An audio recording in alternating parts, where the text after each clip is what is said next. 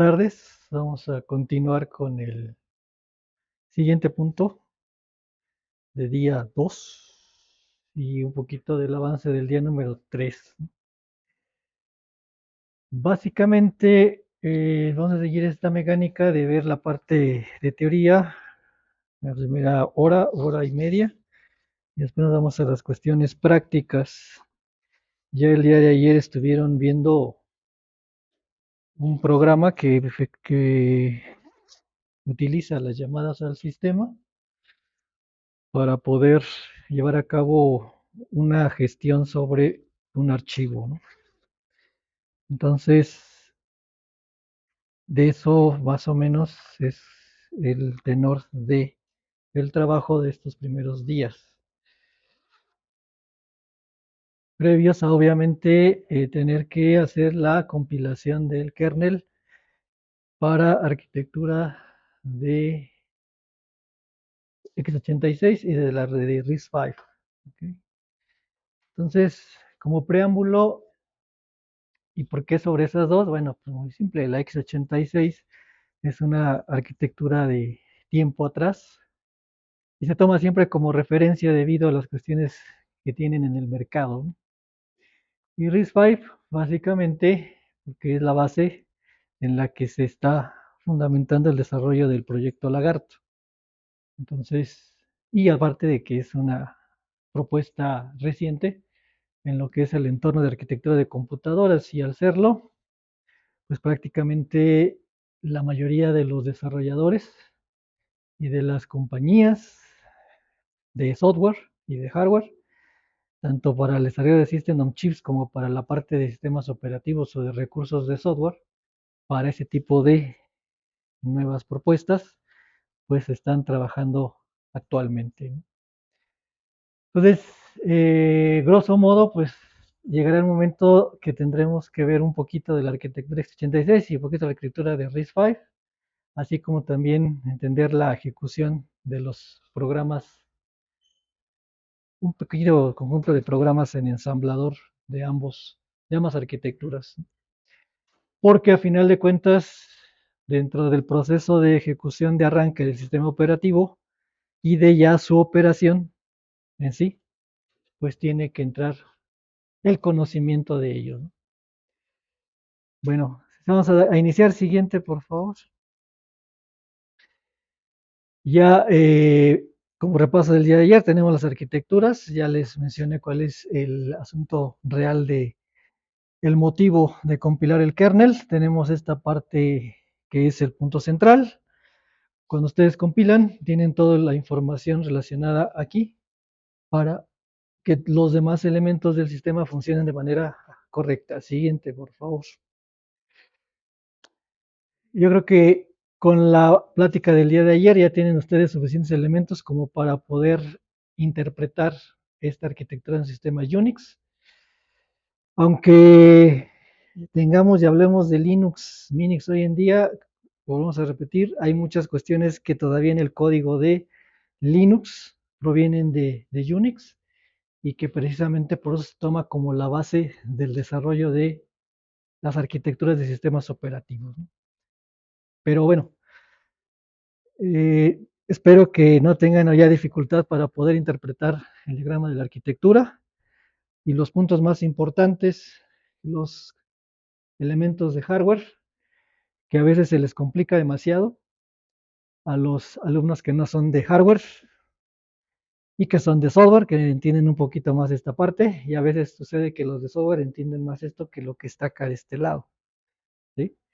Pero a final de cuentas es un equipo de cómputo, el cual el sistema operativo tiene que gestionar todos sus recursos, tanto a nivel de hardware como a nivel de los elementos internos que está trabajando en ellos. Siguiente, por favor. Entonces,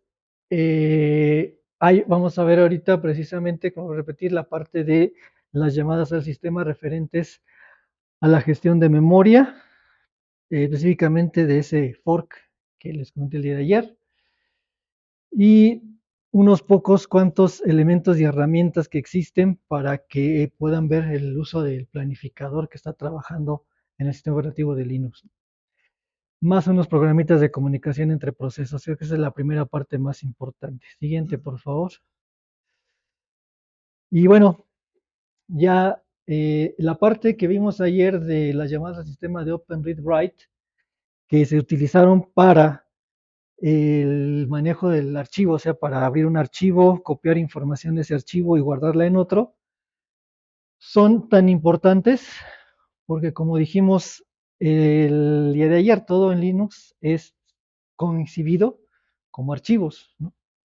Entonces, incluso ustedes se van a encontrar este Open Read Write en operaciones de comunicación entre procesos como las tuberías, ¿no? Entonces, ya que crearon una tubería, ahora hay que enviar datos a la tubería y se hacen a través de esas llamadas al sistema de read para escribir y write, perdón, read para leer y write para escribir, ¿no? Lo mismo sucede con los dispositivos de entrada-salida, también van a tener esa forma de operación y estas instrucciones de read y write, esas llamadas al sistema, también ahí trabajan. Pero obviamente el sistema operativo en su parte interna debe de diferenciar entre lo que es un dispositivo de hardware específico, como un teclado, el cual solamente reciben información, o una pantalla a la cual solamente se envía información, a excepción de los touch, ¿no? Pero prácticamente por eso es que estas llamadas al sistema siempre las van a ver ustedes ahí como las primeras que se les enseñan, ¿no? Reopen, read y write, porque son parte de todo ese mecanismo. Siguiente, por favor. Mientras que los IPCs, como mencionaba, son parte importante de la comunicación entre procesos, son colas de mensajes, semáforos y memoria compartida. Los esquemas de planificación, hay muchos algoritmos de planificación, no los vamos a ver aquí, pero es importante que también los coincidan, ¿no? Aparte de que hay unas estructuras dentro del sistema operativo que gestionan el planificador, también hay, como se mencionó el día de ayer, que tiene y trabaja en base a niveles, pero también que tiene la tarea de tener un algoritmo tal que tiene que ser lo suficientemente adecuado como para que independientemente de la arquitectura ahí sí funcione y opere. Esto es un punto importante porque todos esos elementos van a trabajar independientemente de la arquitectura que esté abajo, ¿sí? O sea, al sistema operativo no le va a tanto interesar en el caso de su planificador qué arquitectura esté en la parte inferior. Al final de cuentas, eso no es, en este caso, para esta cuestión, qué es lo que hay ahí. Quizás el único en estos casos, en estos tres elementos que tienen que ver con el subsistema de control de procesos es el gestor de memoria, porque ahí sí le interesa al sistema operativo cómo es que el procesador en la parte de abajo gestiona la memoria. Y entonces ahí es cuando efectivamente hay que comenzar a analizar la forma de interacción que tiene el sistema operativo con el hardware, en este caso su arquitectura. Por eso es importantísimo saber cómo está constituida la arquitectura del microprocesador sobre el cual se monta el sistema operativo, porque hay que echar a andar esa arquitectura a partir de las y cada uno de los elementos de las estructuras del sistema operativo. Siguiente, por favor. Bueno, ya el día de ayer vimos precisamente sobre el programa en lenguaje C, usaron un compilador. El compilador, recuerden, nos va a generar automáticamente el archivo ejecutable, pero hay una cadena de pasos previos en los cuales él nos va a permitir, y es lo que vamos a ver también el día de hoy, si ustedes a su compilador de GCC le agregan la opción "-s" mayúscula y le dicen que ahora genere un archivo con ese mismo número .s, lo que van a tener como salida es el código en ensamblador de ese programa escrito en C, ¿sí? Entonces, recuerden, pero claro, para la arquitectura en cuestión, ¿sí? Entonces, ustedes pueden obtener su código en ensamblador de manera directa a través del compilador de GCC, dándole esa opción. Y ya, tienen ahí su parte. Ahora, en el proceso de arranque de un sistema operativo, es donde más interactúa el ensamblador con el C. ¿Sí? Las máquinas, todos los equipos, ya sean System on Chips, ya sean estos equipos, estas computadoras de escritorio, tienen un proceso de arranque que ya se los mencioné el día de ayer, pero cuando le entrega el control, el bootloader, al sistema operativo para que éste comience a funcionar, el primer programa está escrito en ensamblador. ¿Sí? Es el que enlaza precisamente a su bootloader, o sea, al group, con el sistema operativo. Después vienen más códigos en ensamblador, ¿sí? Que permiten la operación de este flujo de arranque del sistema operativo. Llegado el momento, ya cuando se establecieron los elementos necesarios para trabajar, es decir, cuando ya el sistema operativo tiene el control del controlador de la pantalla, del controlador de interrupciones, del controlador de temporización, y se va a la parte de gestionar a la memoria, ¿sí? A los registros de memoria del procesador, y ya está en forma operativa como tal. En ese momento, y también genera también sus partes y rutinas de tratamiento de rutinas de interrupción, ahí es cuando conmuta el código ensamblador a C. ¿Sí? Ahí ya cambia al lenguaje C. Empieza ahora el sistema operativo a cargar a la memoria sus estructuras de datos. ¿Sí? Las más importantes, como es el planificador, como es la tabla de procesos y demás herramientas. Termina ese proceso intermedio y regresa a ensamblador para terminar, ahora sí ya de acomodar al equipo, y finalmente se vuelca nuevamente al lenguaje C. ¿Sí? Y ya se queda siempre ahí el sistema operativo. ¿Vale? Por eso es que deben saber cómo se crean programas de interacción entre C y ensamblador, o sea, cómo le puedo pasar parámetros a un programa de C que previamente está corriendo en ensamblador, o cómo le puedo pasar parámetros de programa de C a uno de ensamblador. ¿Sí? Y el stack, ahí es donde juega un papel muy importante. ¿Sí? El sistema operativo, a final de cuentas, no deja de ser un proceso ejecutándose. Aunque yo tenga ensamblador y C, combinándose, de todas maneras, tiene que coincidir siempre ese concepto de proceso al kernel. Entonces, ese stack le sirve para hacer todo el intercambio de variables entre los programas de C y ensamblador que tiene que hacer en el arranque del sistema operativo. ¿Sí? Bueno, entonces, por eso es necesario aprender a programar en C, que eso ya lo tienen, pero también en ensamblador, y saber cómo se hace esa interacción. ¿Vale? Siguiente, por favor. El sistema de archivos ya lo mencionamos el día de ayer, solamente me resta decirles que este sistema de archivos, independientemente del equipo, ya bueno, del sistema operativo, tiene un nombre, ¿no? Para Windows, pues puede empezar desde lo que es FAT32 y ahora es NTFS, y para Linux son el X2, X3 y X4. Así son los nombres de los sistemas de archivos. Independientemente de cómo se llamen, y también para las máquinas Mac, ¿no? En su iOS. Independientemente de su nombre, tienen tres funciones. Que la información siempre permanezca almacenada, eso siempre tiene que estar almacenado y guardado. Que el tamaño de esa información pueda crecer independientemente de tamaño. Y la seguridad de esa información. ¿Vale?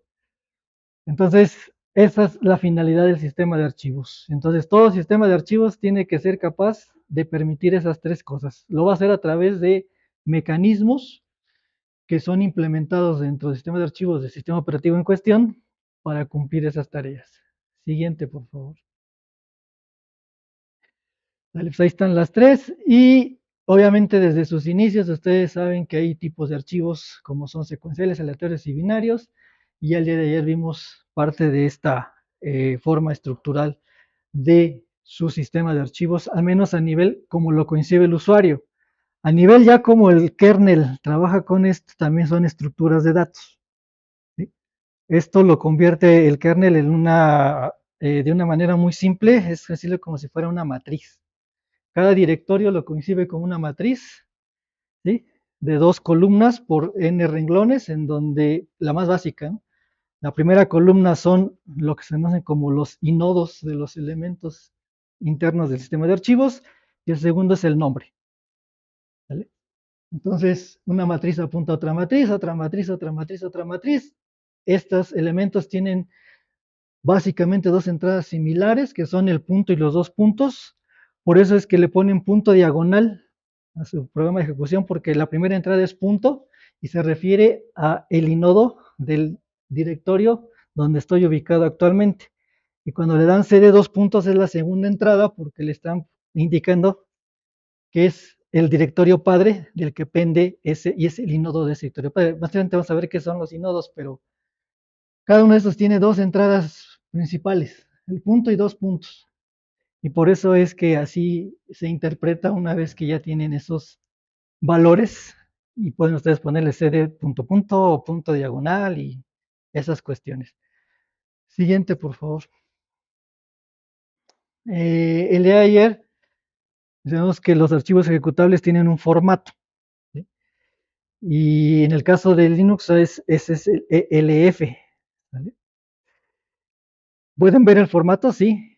Está la función readelf, que vamos a ver ahorita, para ver el formato de los archivos ejecutables y que puedan ver las cabeceras y los contenidos internos del archivo ejecutable.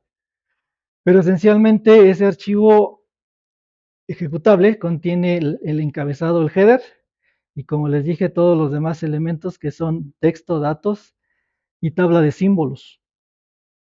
En el encabezado van a encontrar información como el número mágico, el tamaño del área de texto, el tamaño del área de datos y el tamaño del área de BCS. Cuando ustedes definen un programa en C, ¿no? Recuerden que pueden declarar variables inicializándolas o no, ¿sí? O sea, le pueden declarar una variable y pueden inicializarla, y la pueden declarar una variable y no la inicializan. Dentro del área de datos, ¿no? Ahí se van a almacenar esta solicitud de variables o de áreas de memoria para que ahí esté trabajando. Pero está esta BCS, o esto que le llaman tamaño de BCS, para las variables no inicializadas, bueno, inicializadas, ¿sí? Y esas las toma como no inicializadas. ¿Vale? Bueno, eso es lo que tiene el formato de un archivo. De esta manera, como les dije el día de ayer, el cargador a memoria del sistema operativo de los procesos lo puede subir sin ningún problema, porque ya sabe qué tamaño se requiere, al menos para el área de texto. Su problema va a ser en el área de datos.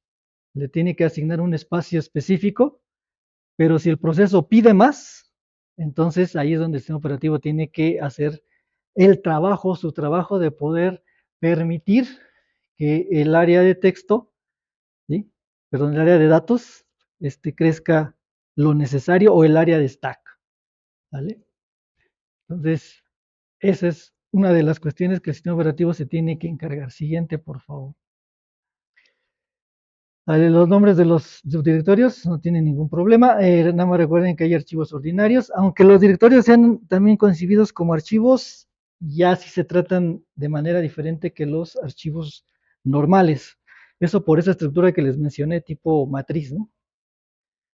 Entonces, aunque sí son archivos, hay, por ejemplo, OpenDir es la llamada al sistema para abrir directorios y no es Open, ¿no?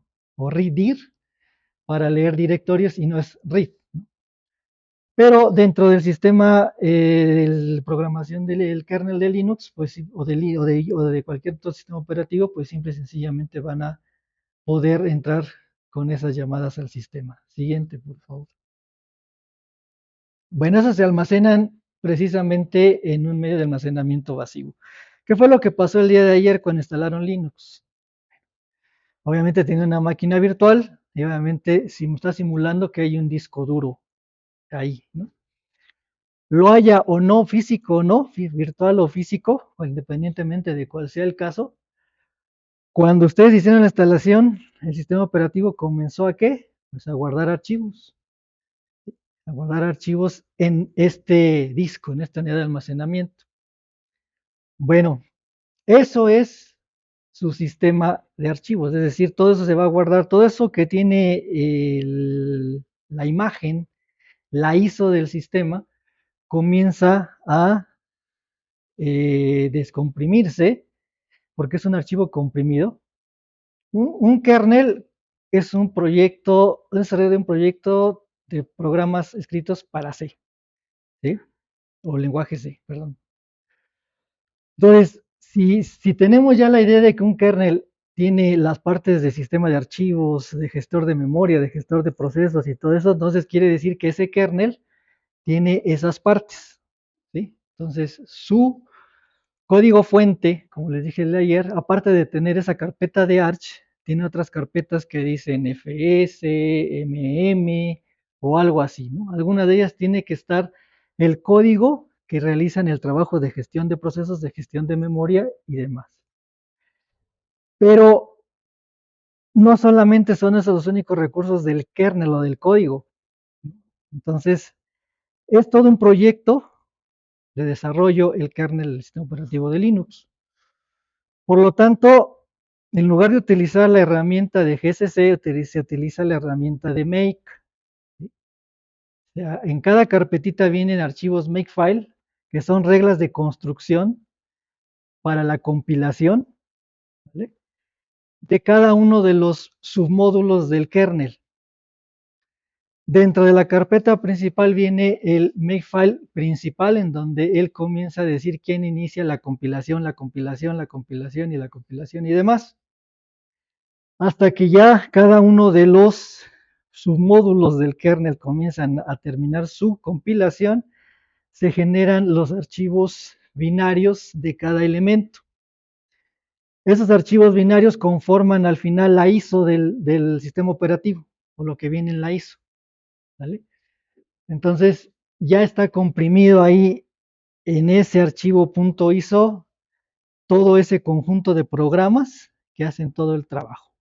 Pero cada uno de estos elementos se compila de manera independiente y se generan binarios y finalmente pues se aglutinan en un archivo .iso, ¿vale? Cuando ustedes o sea, tienen su máquina virtual e instalan esa ISO, comienza la descompresión, ¿sí? Va el proceso inverso, se empieza a descomprimir. Y una de las cosas que hace pues es guardar precisamente el sistema operativo en el disco, ¿no? Todo el sistema operativo hace eso. Windows, por eso el proceso de instalación descomprime y descomprime archivos y va a hacer y genera todo eso. ¿Vale? Siguiente, por favor. Ya instalado su sistema operativo en el disco, pues va a ocupar, ya sea que toda la partición del disco o se van a ver subparticiones de disco, ¿sí? Eso ya depende de ustedes cómo decidieron que se hiciera la instalación. Pero es obvio y natural que su sistema operativo va a estar aquí, en alguna de las particiones de disco o en el disco completo. Esto es parte de un ejemplo de un sistema de archivos, de lo que contiene el sistema de archivos. ¿Sí?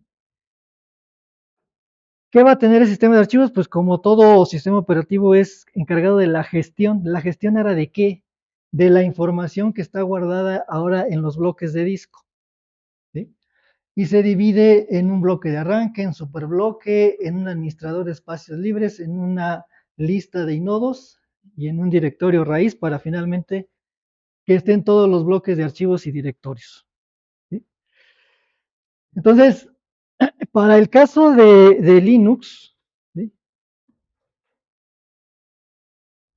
este, esta partición de disco también la trata como parte del sistema de archivos. Si fuera Windows, estaríamos hablando de la unidad C, ¿sí? El C dos puntos. Ahí es donde se instala y como coincide Windows que está instalado el sistema de archivos NTFS. Pero como es Linux, Linux identifica su sistema de archivos, sobre todo en las computadoras actuales, como esto, dev SDA1, dev SDA2 o dev SDA3. ¿Sí? O sea, para Linux Esto es como si fuera equivalente a decir, esto es mi unidad A, ¿sí? De Linux o de Windows, ¿no? Eh, Aquí vienen dos cosas importantes que tienen que ver con la manera en la que Linux interacciona con el hardware. Algo que se llama el número mayor y otra cosa que se llama el número menor, ¿no? Que es el numerito que está aquí. Entonces ustedes tienen que tener bien identificado en dónde se instaló su sistema operativo. ¿Eh? Si es en DEF SDA1, en SDA2, SDA3. ¿Vale? Eso lo vamos a ver un poquito más adelante. Allí es exactamente donde está esta información. Estos elementos, este superbloque, pues es precisamente una unidad de gestión y de administración que tiene su sistema de archivos para saber cuántos nodos están, son totales del sistema y cuántos están libres y cuántos están ocupados, cuántos bloques están libres y cuántos están ocupados. O sea,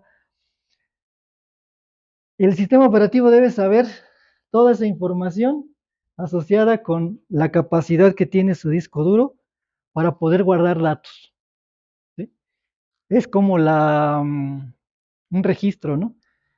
Este disco puede tener tantos bloques y ya están llenos tantos porque ya hay archivos que en la instalación pues se fueron guardando.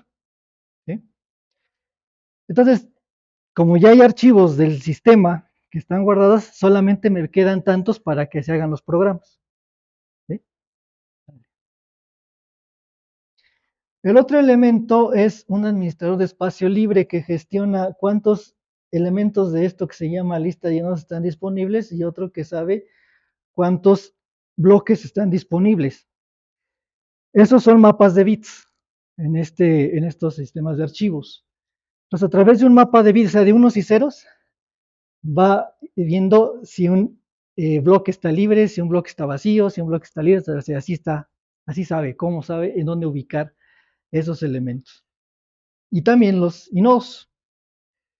Entonces, ahora sí, ya no es tan mágico el asunto. Si yo voy a guardar un archivo, lo primero que tiene que ir a buscar mi sistema operativo es esta parte dentro del sistema de archivos para saber si hay espacio. O sea, ¿hay suficientes ceros en mi mapa de bits de bloques? Sí. Ah, entonces sí puedo guardar el archivo. Ese mapa de bits me dice que ya están llenos, entonces no puedo guardar nada. Le digo allá, no, pues no se puede guardar nada, ya está todo lleno. Bueno, a cada archivo ahora le viene asociado un inodo. ¿Sí? Un inodo ahora es como el elemento de registro o de información asociado a cada archivo. El día de ayer vimos qué es lo que hace ls-l, ¿no? Entonces, ahí vieron que les dice la fecha de creación, les dice quién es el que lo creó y así, ¿no? Bueno, pues esa información es parte de un inodo, ¿no? Cada archivo contiene esa información, entonces un inodo está asociado a ese archivo. Pero lo mágico es que no solamente contiene esa información, sino que además ahí en ese inodo es precisamente el elemento que sabe en dónde está ubicado el archivo en todo el espacio libre del disco. ¿Dónde lo va a ir a buscar cuando se haga una operación de lectura? Ya sea disco magnético, ya sea disco estado sólido. ¿Sí? Entonces, ya no hay pierde. El sistema operativo con este elemento de gestión o de administración de la información en el almacenamiento masivo sabe precisamente y exactamente a dónde va a ir a buscar información sobre un archivo. ¿Dónde va a ir a depositar ese archivo que está pidiendo en el write, que el día de ayer hicieron, en una escritura, en este conjunto de bloques disponibles para que pueda ser almacenado? ¿Sí? Grosso modo, pues eso es un sistema de archivos. Así es como trabaja y así es como administra el sistema operativo la gestión y almacenamiento de información en sus unidades de almacenamiento. Ya sea también puede ser una USB, sin problema, ¿no? Ustedes formatean una USB y Al momento de formatear esa USB se genera esta forma de operación del sistema de archivos, ¿sí? Ya sea en NTFS o ya sea en esta que es de X2 o X4. Conforme van evolucionando los sistemas operativos, obviamente, conforme van evolucionando los sistemas operativos, obviamente esta parte se vuelve mucho mejor con la capacidad de poder soportar discos de terabytes, ¿no? Antes no había discos de terabytes, ¿sí? Antes había disquitos así, ¿no? De megas. Entonces, ahora estos sistemas de archivos, precisamente a eso se debe su evolución. Se llamaban X2, S3 y S4, ¿no? Ahora ya pueden ser capaces de hacer eso y hacer que hoy en día ya puedan grabar ustedes películas, ¿no? En el equipo de cómputo, que antes no se hacía, no se podía hacer, ¿no? Eras un archivo de películas, es lo suficientemente grande como no para no entrar en un disco de 512 megas, ¿no? Pero pues ahora ya es posible gracias a los sistemas de archivos, ¿vale? Siguiente, por favor.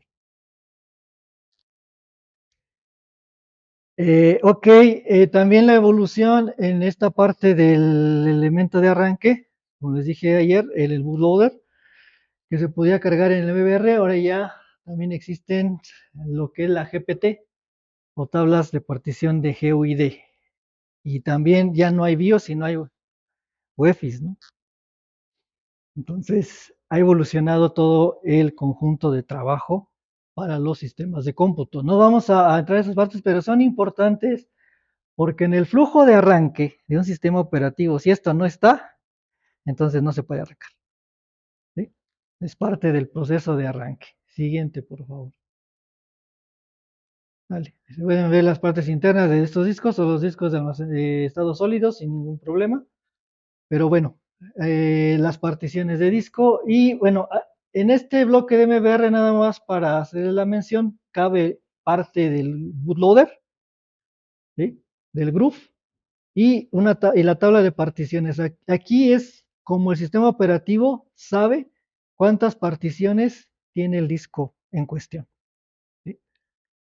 Lo puedes saber solo en 64 bytes de información de este sector de 512 bytes.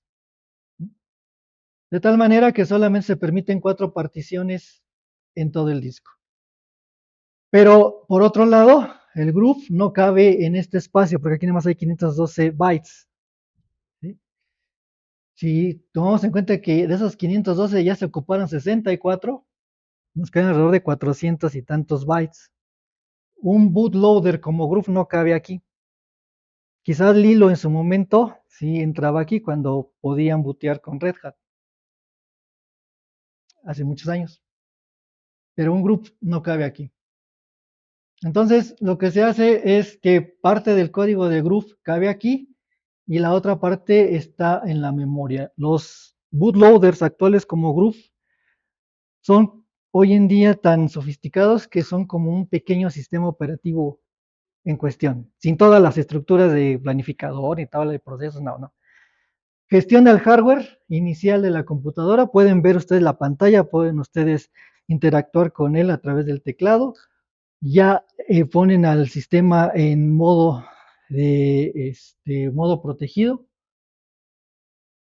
porque precisamente de eso se trata. Ahora, a esto es a lo que le llamábamos Stage 1 y Stage 2 del bootloader de Groove, ¿sí? O sea, el bootloader son multi-stage y Groove es multi-stage. Entonces, se llama Stage 1 porque es para continuar con la compatibilidad de los bootloaders anteriores, ¿sí? Pero como no cabe aquí, entonces se va a memoria y ya está definida bien la localidad de memoria donde va a saltar el código para seguir la ejecución del bootloader, ¿sí? Ya es un estándar, así como cuando arranca la máquina y se dice, lo primero que hace es ir a leer a la memoria ROM, ¿no? Ahí donde está el BIOS, eso ya, ahí está, ahí va a leer, código que está en la firmware. Lo mismo pasa con los embebidos, ¿no? Con los System on Chips. Arranca y lo primero que hace es ir a buscar ese BIOS, ¿vale? Está ahí código en ensamblador, que es de firmware.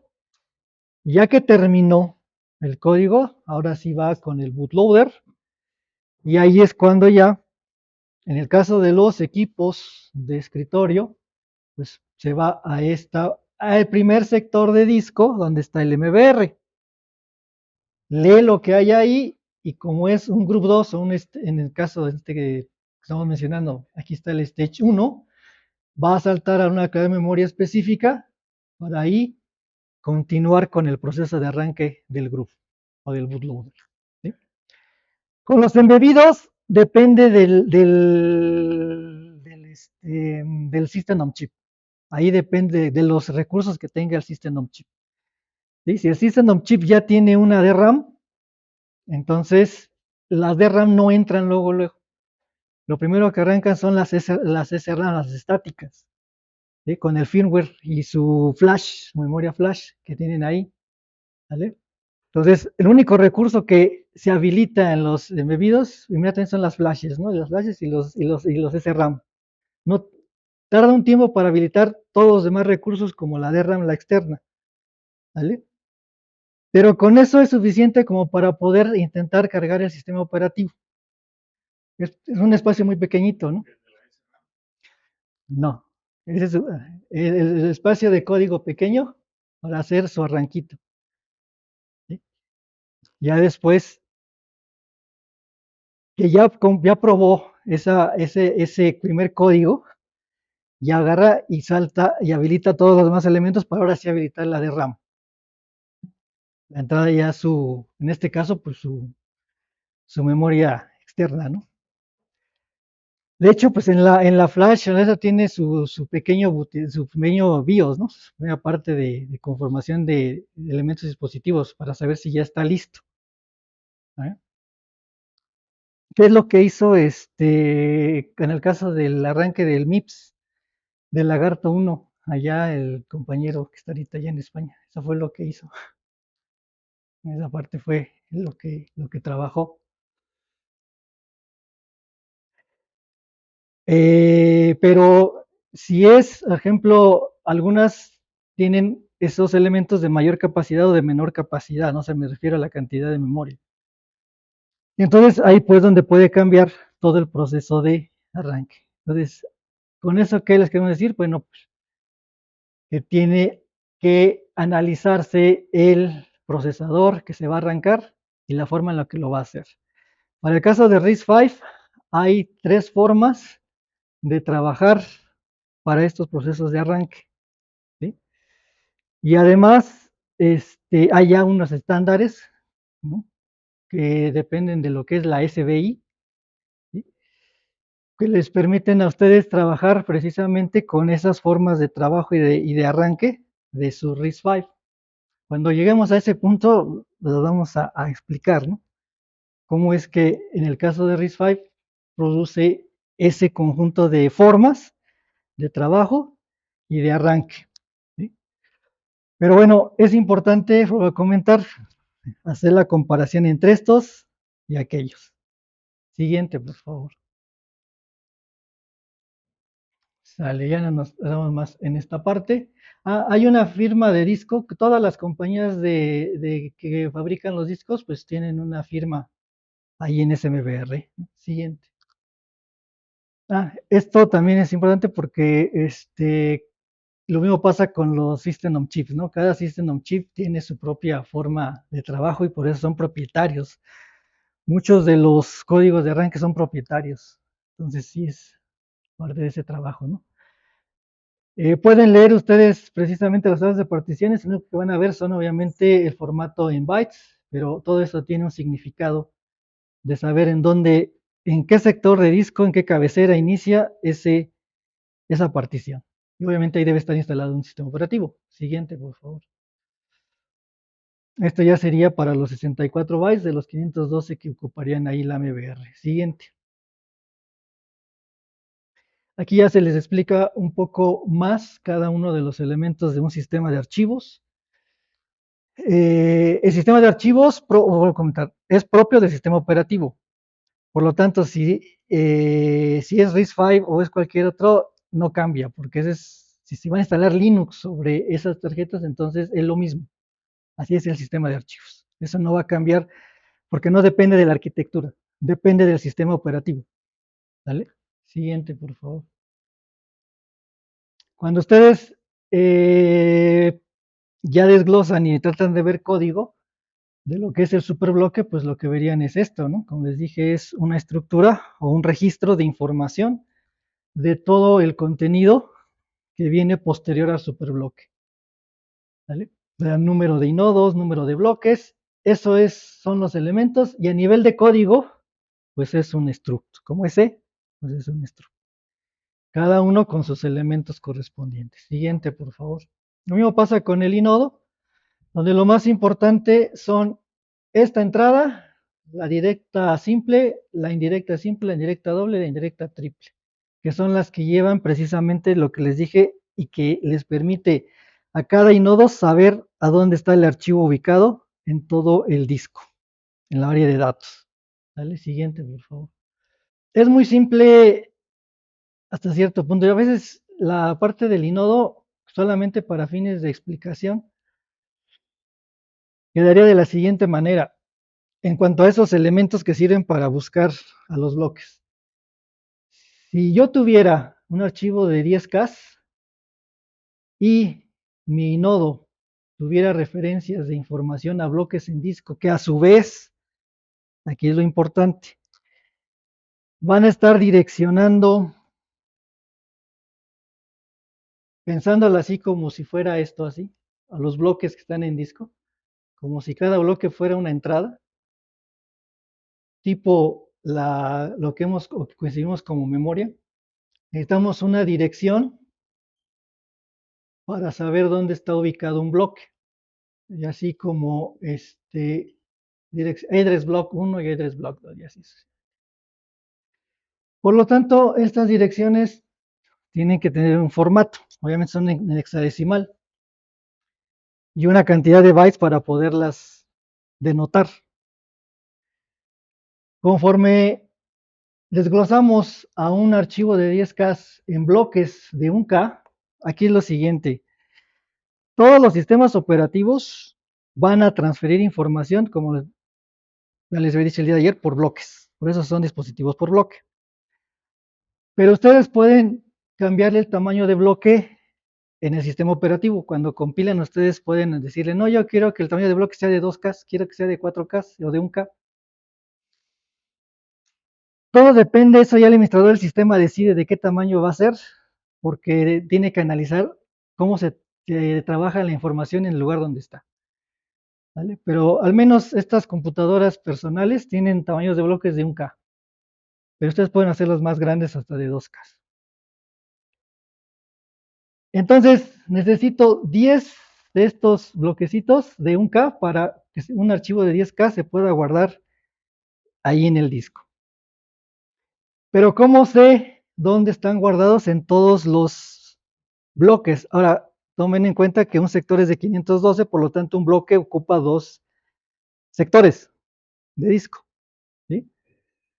Vale. Entonces, ahí viene la cuestión. Ya cuando vemos esto, realmente el sistema operativo no está hablando de sectores de disco, está hablando de bloques. Lo mismo va a pasar con la memoria.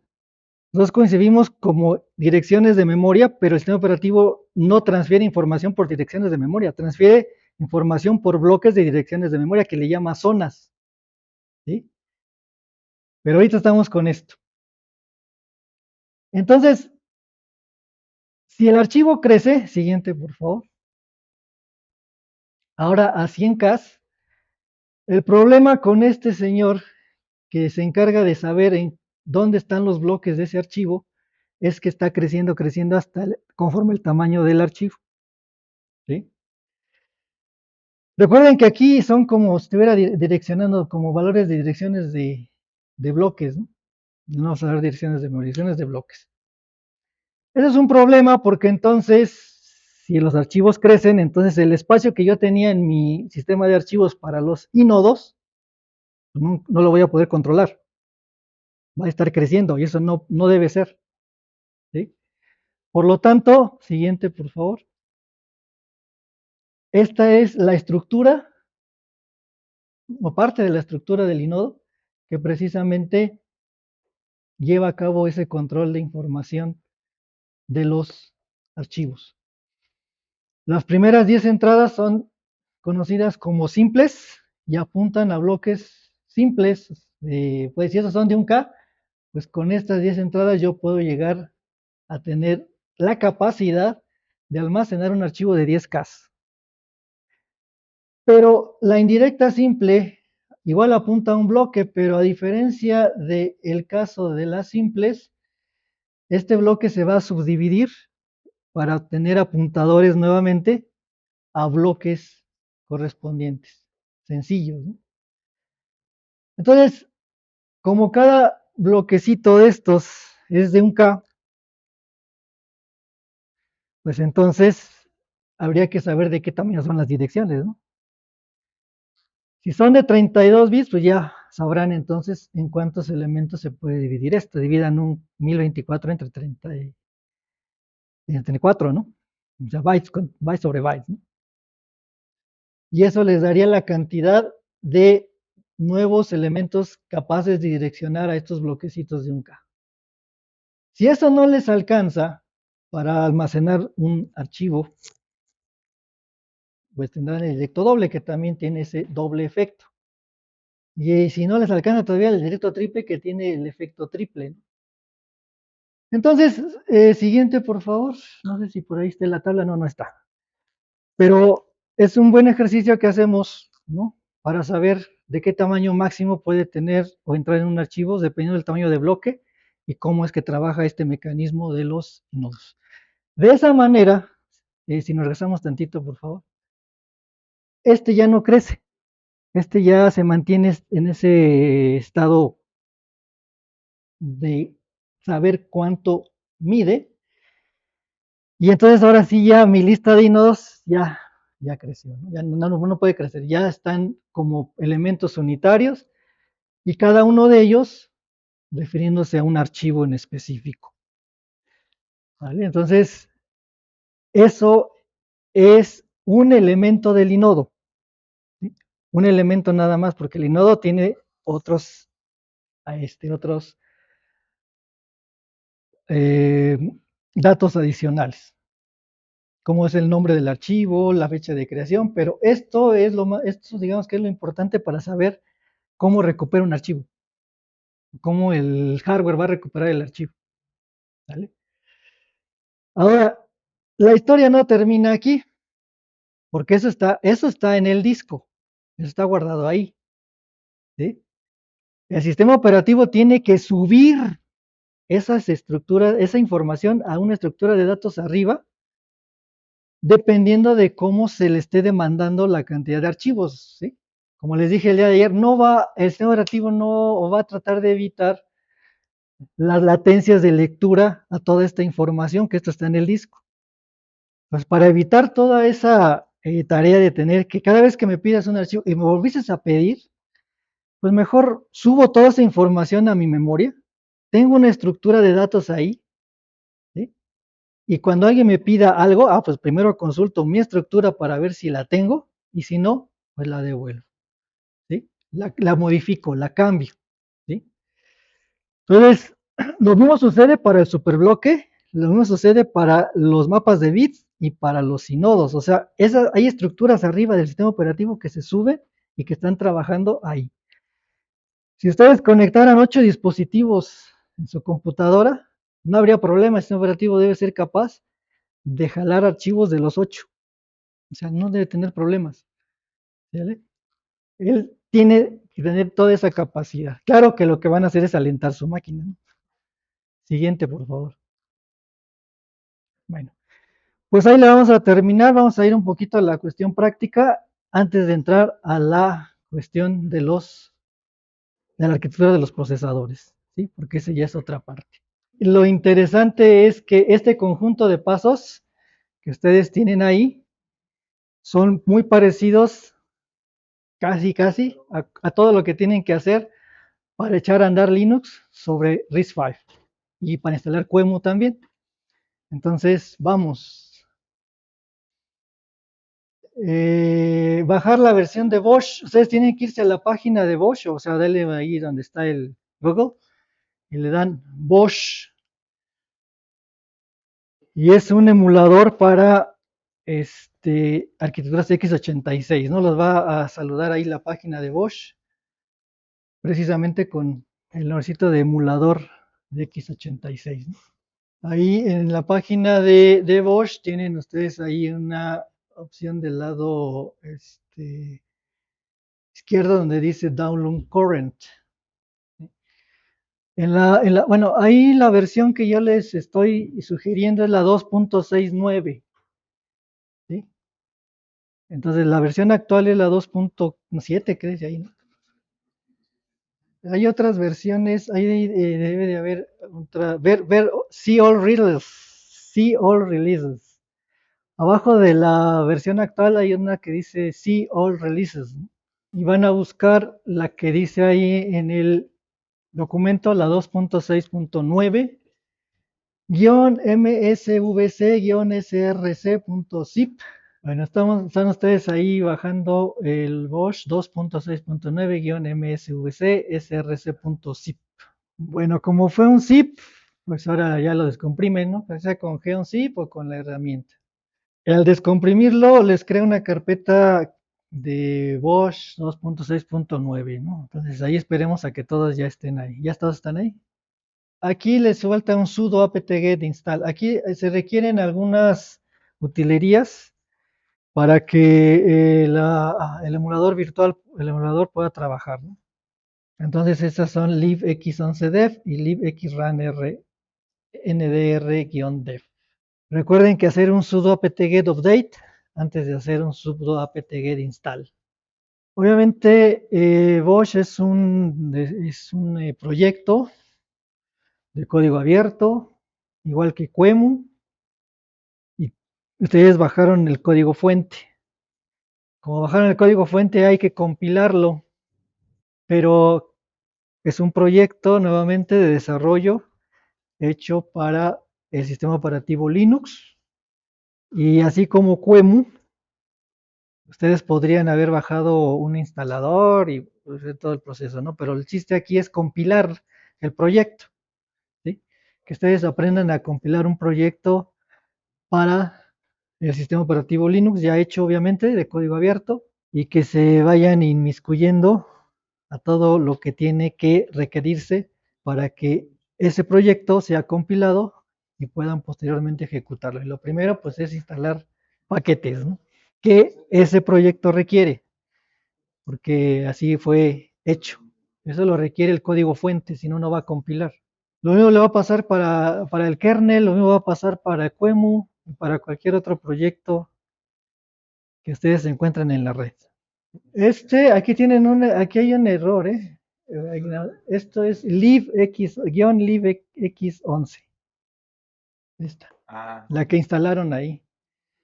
Esto es la libx11, ¿sí? La que instalaron aquí debe ser libx11 en el make all. Bueno, pues bueno, les voy a comentar, ese es un ejercicio muy adecuado para que vean lo que les sigue cuando quieren instalar QEMU primero. Están instalando ahorita un emulador que es Bosch para x86. Entonces, como dice aquí el profesor, pues podríamos haber utilizado lo que viene ya en la parte de herramientas de instalación, pero pues desafortunadamente o afortunadamente las nuevas tecnologías que van surgiendo, pues, se hace así la manera de instalación, ¿no? O sea, a través de la consola. Hasta que ya son consolidadas esas tecnologías, entonces ya alguien hace el correspondiente paquete de instalación. Mientras no, entonces hay que hacerlo todo en la consola. Para ello, pues dos puntos importantes, o sea, requieren paquetes de instalación, y hay que, si se llega a romper alguna parte de lo que es el proceso, pues tienen que ver qué paquetes les están haciendo falta, ¿no? Para instalar. A veces ustedes instalaron Linux con la ISO el día de ayer, pero como acaban de comprobar, pues no instaló, por ejemplo, el G++, ¿no? Entonces, ahí tuvieron que haberlo instalado, pero era muy simple. Ahí les decía, verifique usted el archivo log, ¿no? El log de la compilación. Entonces se metía en el archivo de log y ahí van viendo los errores y dicen, ah, pues aquí más o menos van rastreando el error, ¿no? Y el otro, pues sí, es un problema aquí del documento que vamos a corregir, ¿no? Para ya que quede adecuadamente. En el uso del X11, y allá tuve otro problema el compañero, el profesor, porque una biblioteca libxrand no la tenía instalada en su sistema operativo, entonces ya la instaló, yo creo que ya ahora sí ya no tiene problemas, ¿no? Tienen que crear debajo de, bueno, debajo de su carpeta de documentos, una carpeta que se llame tutorial y otra src y otra docs, ¿no? Eso mañana les digo para qué. Ahorita el objetivo fue instalar su emulador, aunque tengo que checar algo con sus instalaciones.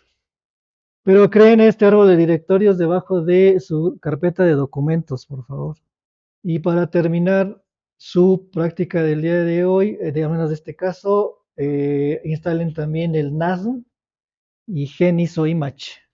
Son dos herramientas que también vamos a ocupar. El NASM, mañana les comento para qué es, pero es un ensamblador para código de Intel. Y Geniso Image es una herramienta para generar imágenes ISO.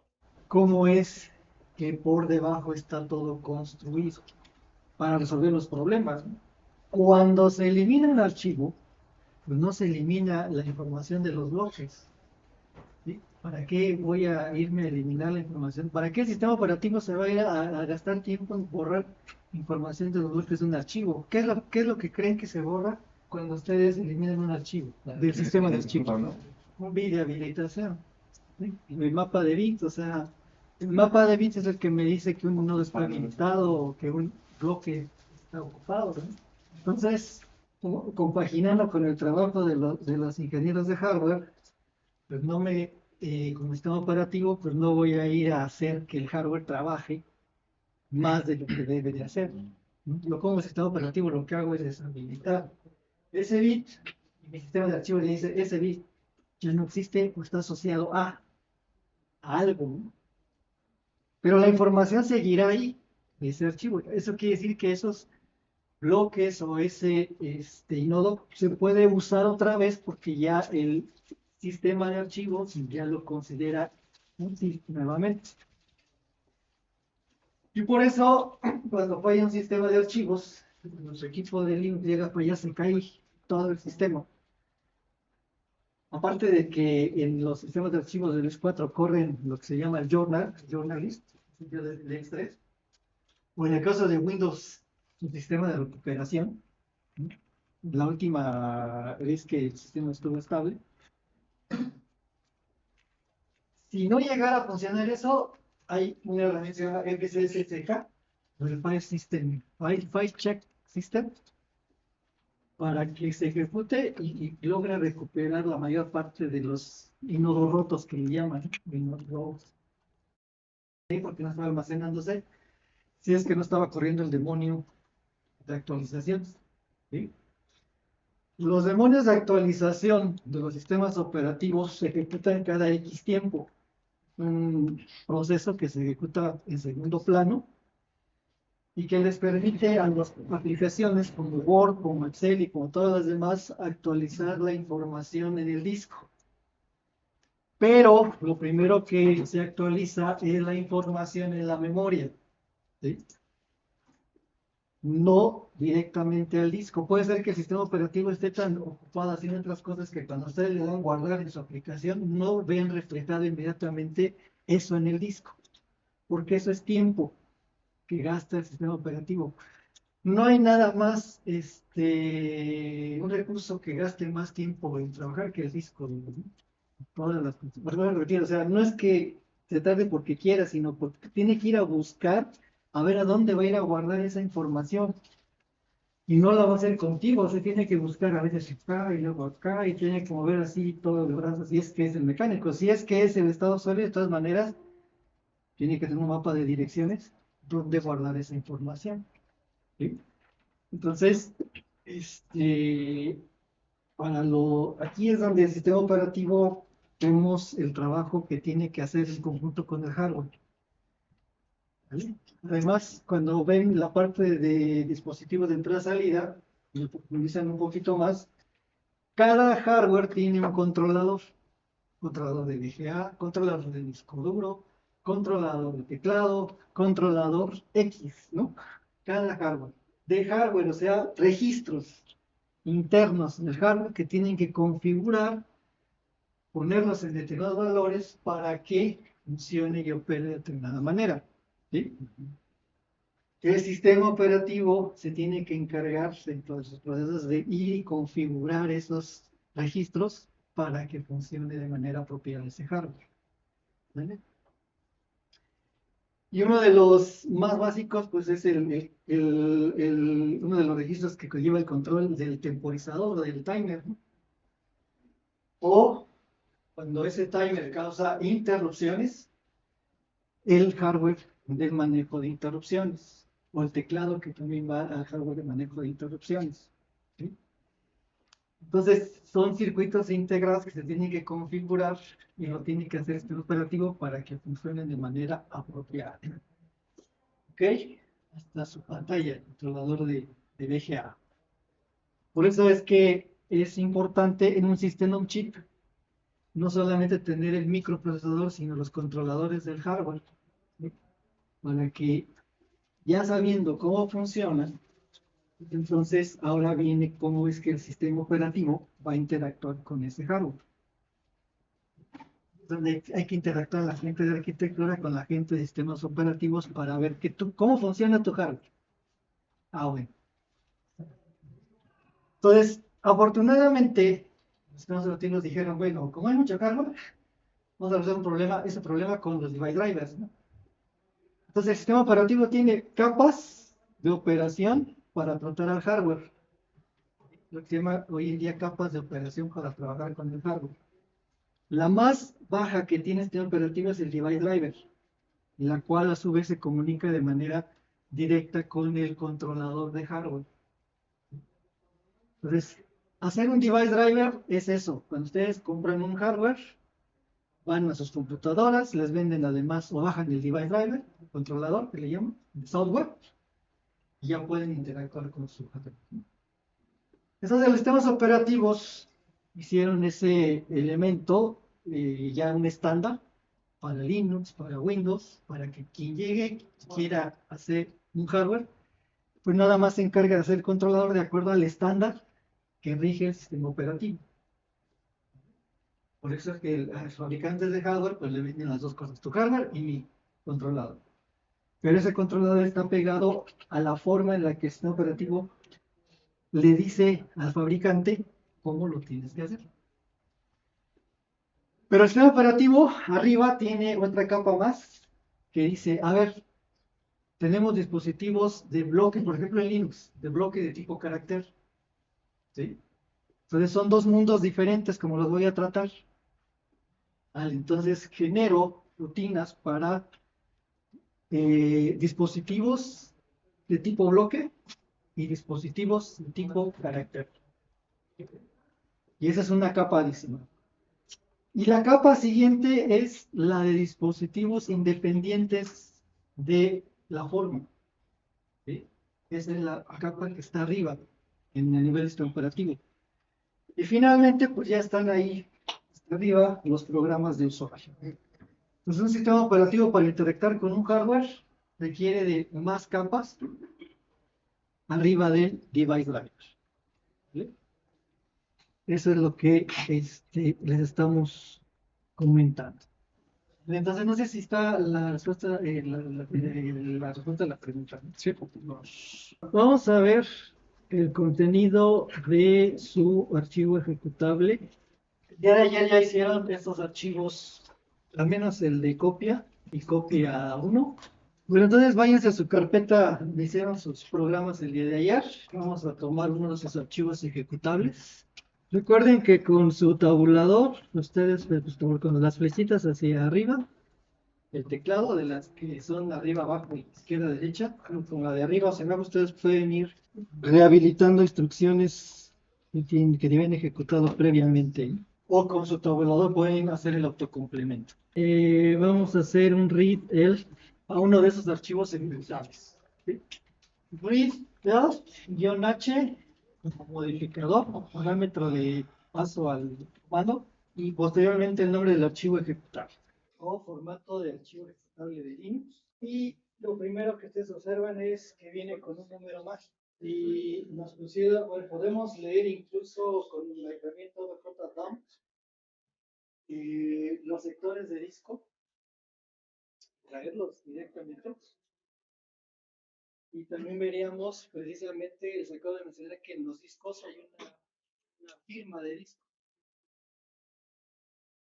Así como aquí se alcanza a observar este número mágico del archivo ELF, abre de Linux. Ustedes verían un conjunto de bytes y al final vendría la firma o el punto de arranque de firma con los datos 55AA, MBR, primer sector de disco. Pero bueno, este es solamente un ejemplo de cómo es que el sistema operativo Linux sabe que este es un archivo ejecutable. Si no encuentra esto, el sistema de archivos, sobre todo este número mágico, obviamente, y toda la demás información asociada, pues es como sabe que no es ejecutable. Dice, usted lo quiere mandar a ejecutar, no lo va a cargar a memoria. Observen que tienen todavía valores de versión de datos, cómo están conformados los datos, están en el libro de India, los internos del archivo. Está asociado a los que son las versiones Unix, 5, por eso todavía seguimos hablando de Unix. Y las direcciones del punto de entrada y encabezados de programa y encabezados de sección están precisamente con ese valor de relación de 64 y 752 para los inicios de encabezados de programa y de sección y entrada. Por sección debemos entender si alguien ha programado en ensamblador, recordar obviamente que está section, con sections, ¿no? Los viejos ensambladores, o punto text, punto data, como las directivas que indican en el código del programa en ensamblador que en punto text comienza todo el área de texto, en punto data todo el área de datos, punto BCS también andan como directivas de código en ensamblador. Cualquier comando que ustedes ejecuten aquí, como este read elf, tiene la posibilidad de que ustedes puedan pedir ayuda para los modificadores correspondientes. Pues nada más le di read elf, espacio guión H, sin ponerle el nombre del ejecutable. Entregar los detalles de la sección, pueden darle guión T, vamos a darle guión T. Nos despliegue los detalles de la sección de ese archivo ejecutable. Aquí lo que tendrían que es asociar la dirección que venía del header con los valores que vienen aquí para saber exactamente dónde empieza el área de datos y dónde está el área de texto de su programa. Obviamente nada más les da sus desplegados, no ven más información respecto a ello, pero sí podrían llegar a desplegar la información correspondiente. Si queremos ver el código ensamblador de ese programa, recuerden que le podemos decir al GSC nos genere código ensamblador, el modificador ese de copia.c, a copia son LASM por el momento, ¿no? GSC copia.c -s copia.asm. GSC copia.c. Y eso les va a dar como salida un archivo .s. O sea, con el mismo nombre, nada más que en lugar de decir copia.c va a decir copia.s, minúscula. En Linux, todos los programas en ensamblador Claro, el Linux para x86. Todos los programas en ensamblador tienen la extensión .s. Y cuando ustedes le dan more o con pico o con el editor de textos que ustedes deseen, pues ya pueden visualizar el código en ensamblador de ese programa hecho en C. Inmediatas a los registros, ¿no? En el caso de Intel va de el lado derecho al lado izquierdo, ¿sí? O sea, una instrucción de move, mueve el dato inmediato de, no sé, 8 al registro AX. En la nomenclatura de Intel se leería así. Es un move. Dependiendo, aquí van modificadores, dependiendo si es de 8, 16, 32 o 64 bits, ¿sí? La arquitectura de Intel. Pero bueno, entonces mueve el dato inmediato hacia el registro AX. En la nomenclatura del gas, ese move, ustedes lo observan que primero coloca al revés, primero coloca esto y luego a este le pone esto, un por ciento. ¿Sí? Entonces, ahí lo modificó, fue al revés, ¿no? De aquí para acá. Entonces, ustedes pueden escribir en Linux, código en ensamblador, pero él lo va a interpretar siempre así, como el gas. Su ensamblador que viene, así como instaló GCC de manera automática, también instaló el ensamblador y un linker, un enlazador. Recuerden que cuando crean programas en ensamblador, primero se ensambla y luego se enlaza. Eso no quiere decir que no puedan ustedes ejecutar un programa en ensamblador con nomenclatura de Intel. Para eso necesitan instalar la herramienta de NASM. Por eso hace un momento instalaron NASM. O sea, sí pueden tener un archivo .asm, si quieren llamarlo así. Puede ser .s también, pero con nomenclatura de Intel. Pero para poderlo ensamblar, necesitan bajar el NASM y ahora sí ya pueden ensamblar. Otra cosa, gran parte de aquí, gran parte de lo que ustedes ven aquí ya tienen ustedes instrucciones de 64 bits. Como les dije, el move y el modificador que está aquí, en este caso que es Q, ya es para máquinas de 64 bits. Entonces ahora sí ya pueden, aquellos que dan cursos todavía de ensamblador, pero para máquinas de 64 bits, ver esas instrucciones. Ahora no está muy lejano porque si van a migrar a RISC-V, el RISC-V tiene su propio set de instrucciones. Y al final de cuentas, estos son parte del set de instrucciones de un procesador, en este caso el de Intel. ¿Sí? Entonces, migrar ahora al set de instrucciones de RISC-V, pues no debe de causarse tanto problema. La única cuestión es entender cómo se construye o construyeron o idearon el set de instrucciones de RISC-V. Y RISC-V, vuelvo a contarles, es un ISA, es una propuesta, es un ISA, no en sí no es una arquitectura, bueno, a partir del cual puede ser una arquitectura, ¿no? De ese ISA, pero la propuesta original es un ISA, ¿vale? Mientras que Intel obviamente tiene sus instrucciones y tiene su arquitectura correspondiente. En su momento vamos a ver las características de ese ISA de RISC-V, cómo está construido y programas en ensamblador para RISC-V, ¿no? ¿Por qué se requiere saber programar en ensamblador? Vamos a lo mismo, porque el sistema operativo está hecho en 10% en ensamblador y el 90% en C, ¿vale? De esa no se podrían salvar para nada.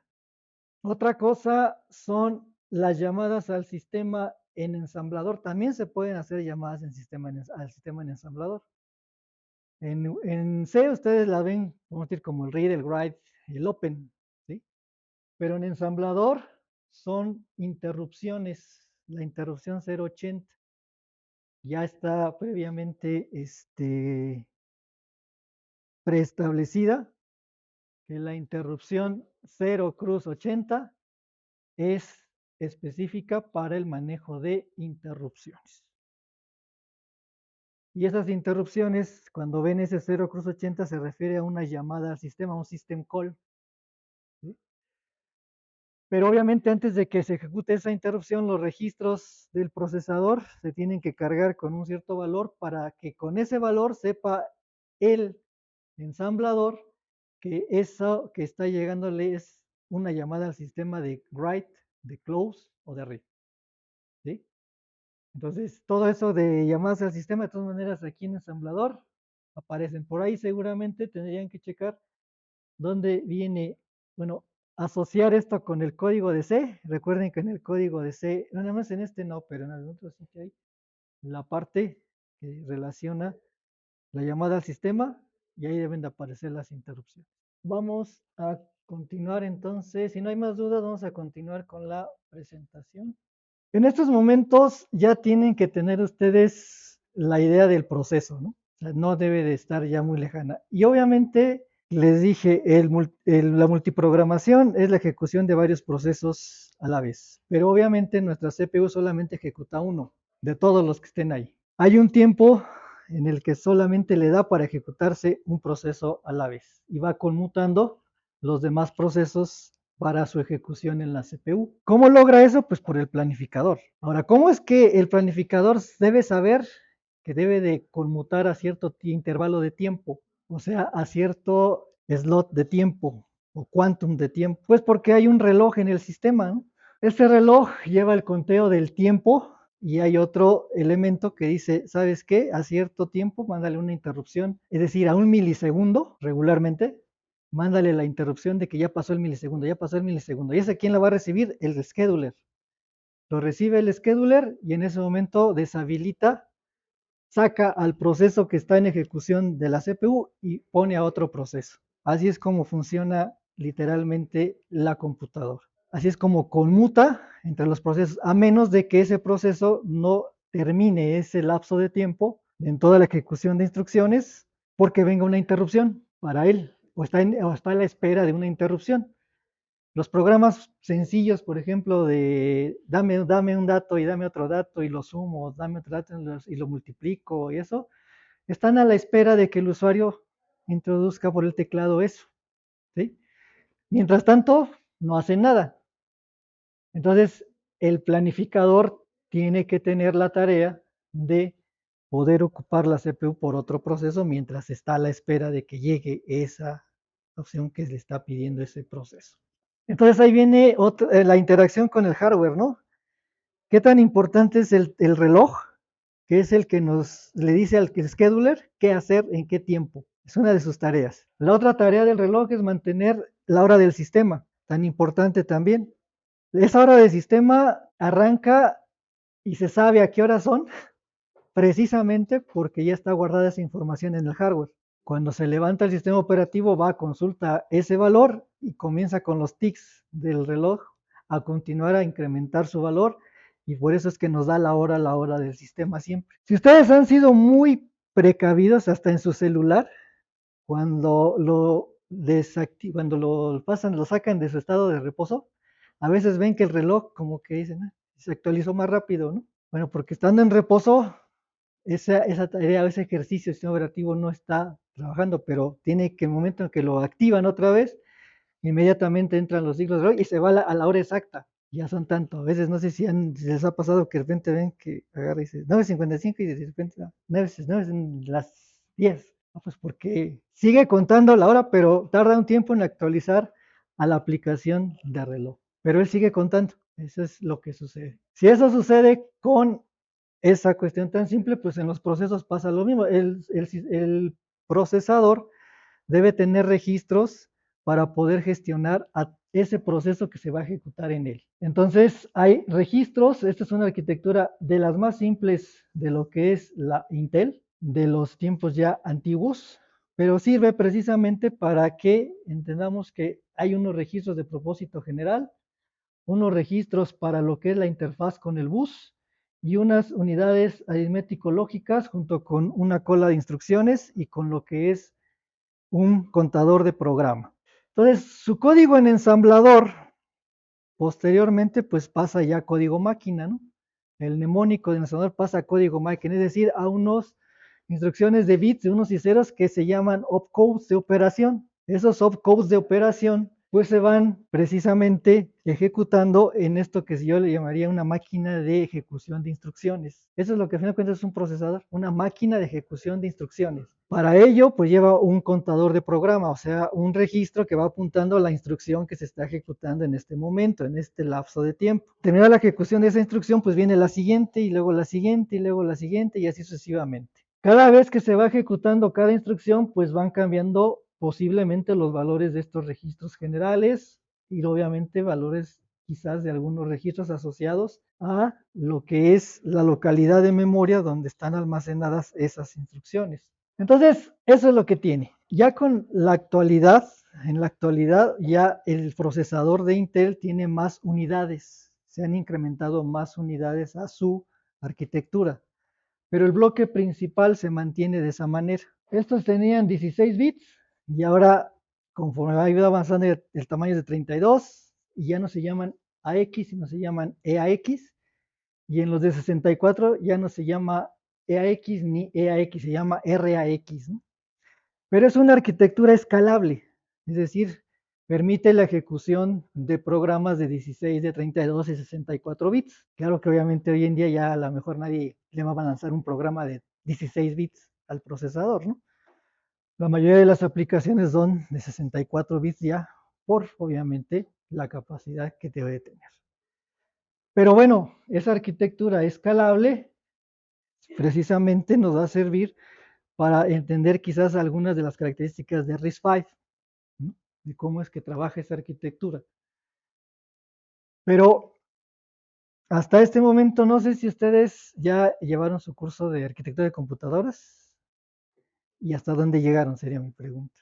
Y nos queda para saber el estatus, ¿no? ¿Dónde andamos? Perfecto, bueno, entonces con eso ya ustedes podrían tener los elementos necesarios como para poder comprender que su procesador tiene un conjunto de registros, que tiene una interfaz de gestión con la memoria, hoy en día llamada MMU. No sé si ese concepto les estaría llegando. ¿Alguien puede decir que es una MMU, una unidad de gestión de memoria? Sí, ese es el objetivo, ¿no? Sin embargo, nos vamos a ir adelantando porque sí es cosas que vamos a necesita el sistema operativo. O sea, como les digo, así tan simple como que incluso que los trae el RISC-V, aunque el curso va enfocado precisamente a las cuestiones de compilar el sistema operativo, pero obviamente y hacerlos andar sobre QEMU, emulando su RISC-V, pero sí es importante que vayamos viendo qué es lo que tiene esa parte, ¿no? Esos conceptos. Ok, entonces nada más es exploratorio, ¿no? Perfecto, siguiente, por favor. Esta es la máquina de estados del proceso, del que ya habíamos hablado, ¿no? Entonces, hay una instrucción fork que permite que ese proceso se genere. Todos los procesos se generan a través de esa llamada al sistema fork. Recuerden que cuando arranca la máquina se genera un conjunto de procesos que se van hilando entre sí y tienen algo así como una especie igual y similar al árbol jerárquico de nuestros directorios, pero ahora piénsenlo como procesos que se están ahí colgando. Pero cada uno de ellos, ya visto desde el punto de vista del sistema operativo, se conforman como un autómata, en donde tenemos alrededor, según este ejemplo, 9 estados. Cuando se crea un proceso, la finalidad del sistema operativo es cargarlo a la memoria, ponerlo en un lugar de la memoria específico. Pero la jerarquía de memoria que hoy en día se utiliza precisamente implica tener memoria caché, memoria física y memoria virtual. Todos los procesadores hoy en día tienen ese concepto de jerarquía de memoria. ¿Esto qué quiere decir? Que el proceso puede habitar en cualquiera de esos tres elementos o lugares. Puede ser que la memoria física, o sea, la RAM del sistema, independiente de cuál sea, esté ocupada y no pueda yo, que cuando llega el proceso y se levanta, el sistema operativo no lo pueda cargar ahí en la RAM. Entonces se va a ir a la memoria virtual, es decir, al disco duro. Pasado un tiempo, ¿no? Ahí se va a poner en un estado de durmiendo y posteriormente se va a despertar. En ese estado de despertar, se va a ir a la memoria primaria, o lo que se llama como MP. La memoria secundaria es la del disco. En memoria primaria ya está casi a punto de que el planificador lo lance a ejecución. Nada más está esperando a que el proceso que está ahí arriba termine su quantum de trabajo. Cuando eso sucede, entonces ahora sí el proceso va y sube a la CPU y está ya en modo de ejecución. Pasa su quantum o llega una interrupción y comienza a irse por todos estos estados correspondientes. ¿Quién lleva el control de en qué estado está cada proceso? La tabla de procesos. ¿Sí? La tabla de procesos tiene slots de entrada que sabe en qué momento y en qué lugar de estos estados está X proceso. Recuerden que les dije que la tabla de procesos pues es una estructura del sistema operativo que cada vez que llega un proceso y se levanta le da un ID y ahí está la información del proceso, el ID del proceso, quién lo creó, quién lo generó, a qué hora se inició y demás. Pero también en qué estado se encuentra. A su vez, en qué área de memoria está, en qué localidades o zonas de memoria se encuentra. Así como acabamos de hablar de los bloques, de un archivo en qué bloques de disco está. Ahora, cuando ya está en la memoria un proceso, hay que saber en qué áreas de memoria está. Perfecto, entonces todo eso está ahora en la tabla de procesos. Siguiente, por favor. Y bueno, cada una de las descripciones de los estados, ustedes la tienen ahí. Siguiente, por favor, ahí se las dejo para que ustedes la lean. Y obviamente eso implica el uso de un planificador con elementos de prioridad.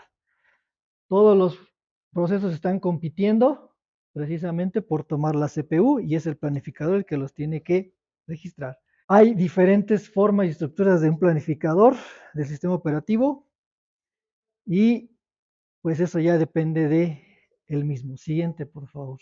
Esta sería un árbol de procesos para un ejemplo específico. Aquí pueden observar ustedes que el proceso que precisamente les da la X es la sesión X o la que pide su nombre de usuario y password, anda por acá y viene el shell como proceso hijo dependiendo de este hilo. El primer proceso, digamos que el más antiguo de nuestro proceso donde tenemos actualmente tanto la interfaz gráfica como el shell es el init, ese proceso init. Y arriba pueden estar el scheduler y puede estar, este hecho está el scheduler y el planificador de memoria, también está ahí arriba, ¿sí? O el gestor de memoria. Dale. De este lado están todos los procesos de red, ¿sí? Para conexión a red. Entonces, cuando el sistema operativo se va, le dicen ustedes, arranca. Recuerden, el sistema operativo se guardó en el disco, pero cuando prenden la máquina empieza el proceso de arranque. Y después el bootloader le entrega el control al sistema operativo. En ese momento se tiene que cargar a memoria parte del sistema operativo, ¿sí? Va a la memoria, parte del sistema operativo. Entonces el mapa de memoria está conformado de alguna manera para cierto equipo o sistema on chip de acuerdo al sistema operativo en cuestión. Por lo tanto, ¿qué es lo que está en la memoria? Pues procesos, ¿no? Procesos de kernel, procesos de sistema operativo. Y son los que vienen quizás hasta aquí, ¿no? Hasta este punto. Aquí ya empiezan a correr los procesos de usuario. Entonces, ya el sistema operativo debe correr en modo usuario y modo kernel.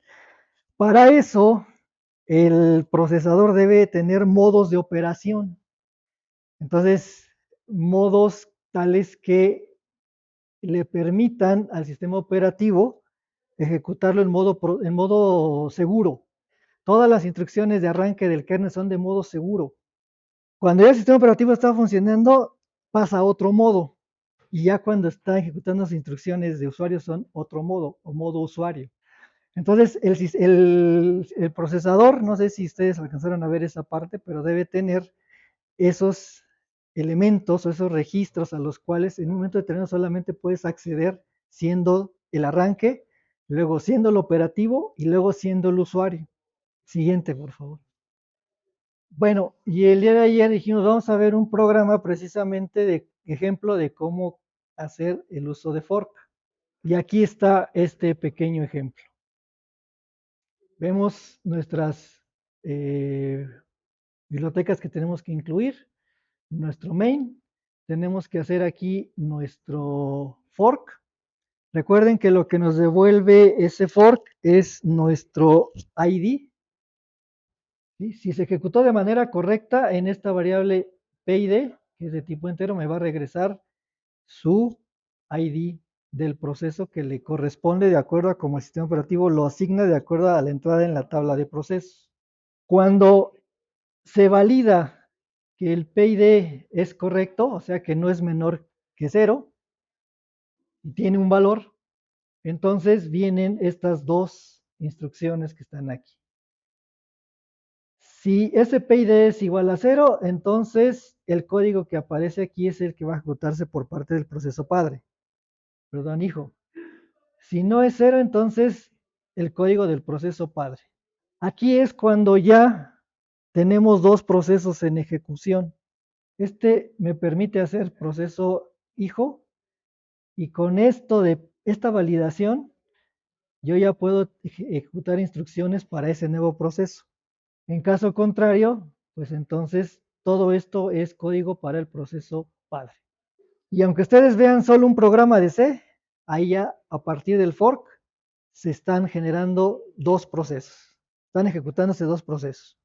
Perfecto. Entonces, el siguiente, por favor. Ese fork tiene la particularidad de que ahora tenemos precisamente esos dos procesos. Cada uno de ellos debe tener su stack, su área de datos y su área de código. Pero visto desde el programa, ustedes verán que el código se comparte. O sea, está en el mismo conjunto de instrucciones o área de instrucciones. Mientras que el área de datos están diferentes. Aquí es el hijo y acá el padre. Aquí hay un error, ¿no? Aquí es hijo. Pero aquí viene otra cuestión. Cuando un proceso se crea así, lo lanzan ustedes desde el shell, este tiene acceso a archivos. Regularmente se conoce como los descriptores de archivos, que fue también lo que les dije el día de ayer. El acceso que el sistema operativo Linux le permite a cada proceso es de 20 archivos. Los dos primeros ya están ocupados, bueno, los tres primeros, las tres primeras entradas de esos 20. El primero es para la terminal de salida, el segundo es para el teclado y el tercero es para gestiones de error, dejándole 17 entradas para 17 archivos que quieran usar. El día de ayer usamos una de ellas, ¿no? Para abrir un archivo y, bueno, dos, y luego crear el otro. Pero todo proceso tiene esa característica de acceder a 20 slots o 20 posibles archivos, pero 3 ya están ocupados. Por eso es que también pueden usar la pantalla y demás cuestiones o el teclado, ¿no? Porque ya están asociados y ligados ahí. Cuando un fork ocurre, lo que quiere decir aquí es que se comparten estos descriptores de archivos. O sea, si un fork ocurre, entonces el hijo también puede acceder a los mismos descriptores de archivos que el proceso padre, ¿sí? Y esos descriptores de archivos apuntan a un archivo ya en el sistema de archivos, ¿vale? O sea, 20 archivos correspondientes. Eso es lo que quiere decir en el caso del fork. Y estos son los procesos pesados, ¿sí? No los tres se conocen como procesos ligeros. Esos son los procesos pesados. Y bueno, la CPU pues, tiene que hacer su planificación. Sale, pues, siguiente, yo creo que ahí se acabó, ¿no? Ah, no, bueno, la gestión de memoria. Ya hablamos un poquito de la arquitectura de memoria y ya les mencioné de la memoria RAM, la memoria del disco duro y la memoria caché. Siguiente, por favor. Sí, esa la vamos a dejar para mí.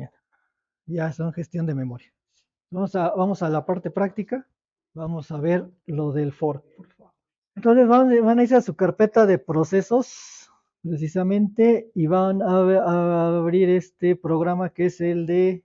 no, vamos a abrir el tercero, porque ese es el segundo. Se los dejo de ejercicio para que ustedes lo vean.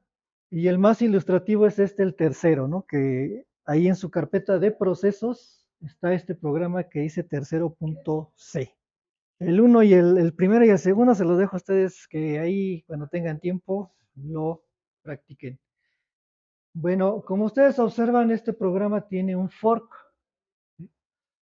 Nada más que ahora en lugar de estar en una validación, está dentro de un switch. Aquí estamos suponiendo que el proceso sí se puede levantar, o sea que no hay problema. que no, el sistema operativo no va a tener ninguna dificultad porque ese nuevo proceso se genere. Entonces, en el case 0 tenemos que el código del hijo y en el default tenemos el código del padre. El hilo de ejecución de programa siempre le va a entregar el control al proceso padre porque él es el que se viene ejecutando. ¿Eso qué quiere decir? Que aunque se cree este proceso, el scheduler lo que va a hacer es irse por aquí, ¿sí? A ejecutar lo que está en las instrucciones del padre.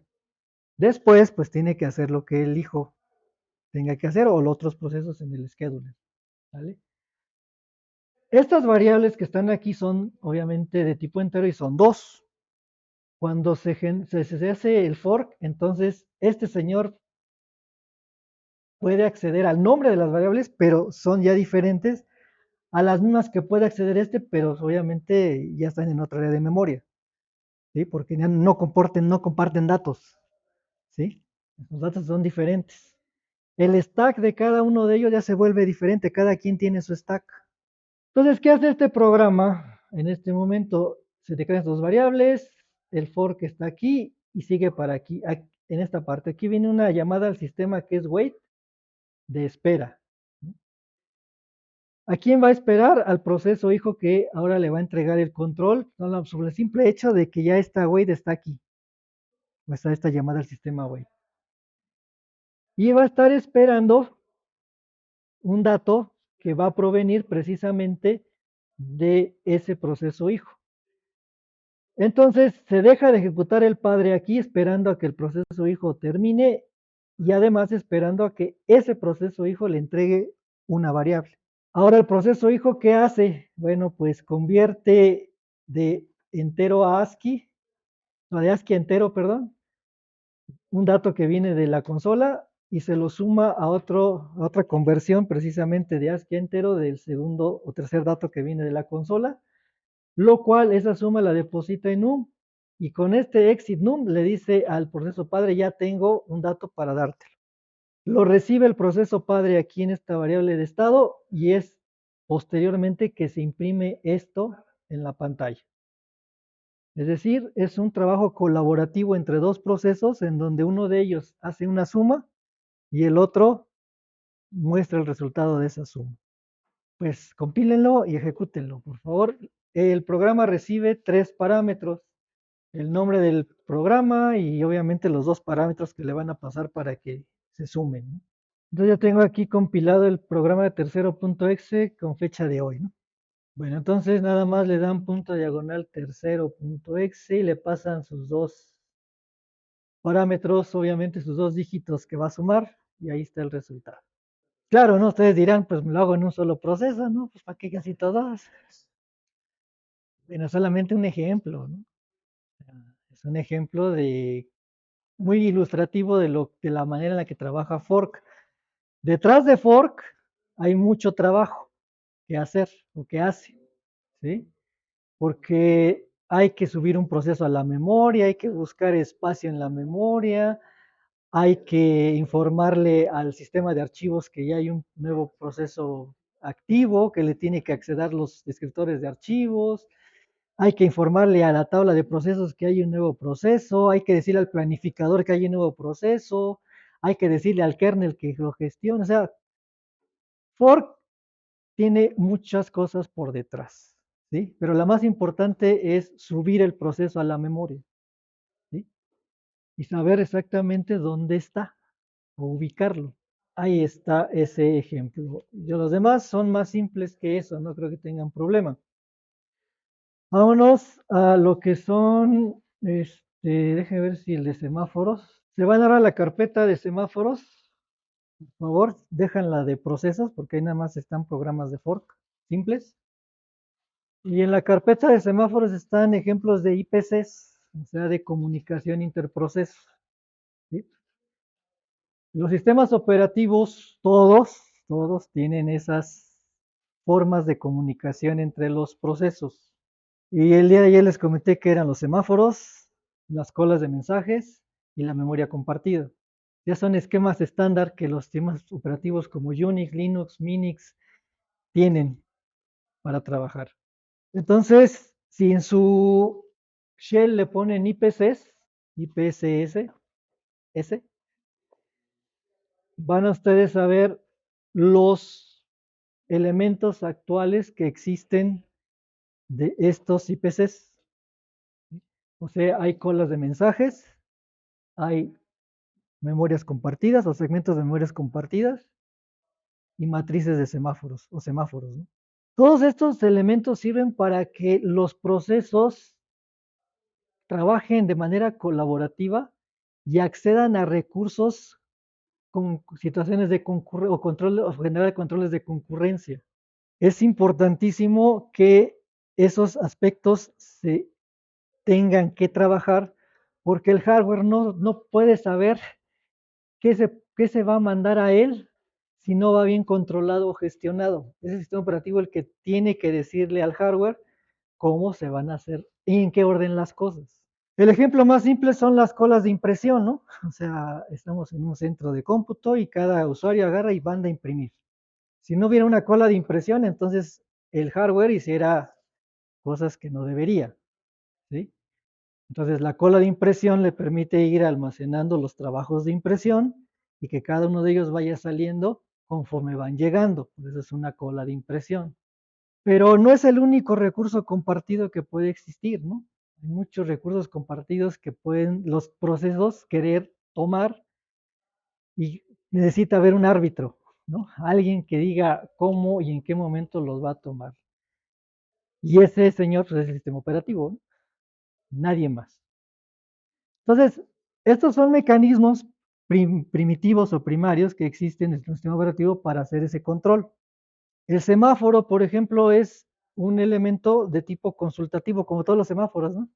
Si está en verde, pásale, agarra el dispositivo. Ya que un proceso lo tomó, ahora lo vamos a poner en rojo para que si otro proceso lo quiere tomar, pues espérate hasta que vuelva a estar en verde, ¿no? Pero puede darse el caso de como son consultativos y pasan en la vida real, se pasa el semáforo, ¿no? O sea, cosa que no debe suceder, pero bueno, pueden obligar al proceso a que haga eso. La memoria compartida es precisamente un espacio de memoria que van a poder acceder los procesos y van a poder cambiar los valores de las variables que estén ahí. Pero con este mecanismo se hace el control de ese acceso. O sea, ya están rutinas o programas que permiten que ese control se pueda dar. Y las colas de mensajes, pues es precisamente, ¿no? Mensajes a un recurso por procesos, pero se van encolando. De tal manera que ese encolamiento tenga un orden y cuando lo recibe el elemento al cual quieren acceder todos los procesos, pues puedan en este momento hacerlo con un orden específico, como fueron llegando a la cola de mensajes. Bueno, vamos a ver el primer ejemplo, el cual es muy ilustrativo y que utiliza precisamente los semáforos. Para esto se requiere también una teoría que es extensa, pero en forma breve les voy a decir, hay 3 instrucciones básicas que cada uno de estos elementos tiene. Y la primera es la que lleva a cabo la creación del IPC, ¿sí? O sea, hay una creación de semáforo, créame un semáforo, ¿sí? Cuando en un programa se le dice créame un semáforo, entonces se adquiere una key o una llave, que es lo que está aquí en esta columna. Entonces, el proceso en cuestión le pide al sistema operativo y le dice, ¿sabes qué? Quiero crear un semáforo. Y el sistema operativo le dice, ¿qué? Ahí está la clave o la key para ese IPC. Pero también le entrega un ID del semáforo. La clave la pueden ocupar cualquiera de los demás procesos que quieran ocupar ese semáforo para acceder al recurso.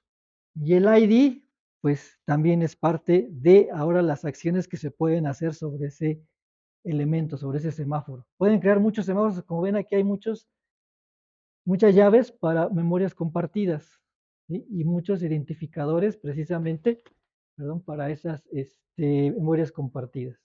Los permisos de acceso, ¿quién es el que generó esos IPCs? Los permisos de acceso, la cantidad de recursos de memoria que consumen y obviamente algunos aspectos como el estado actual que tiene.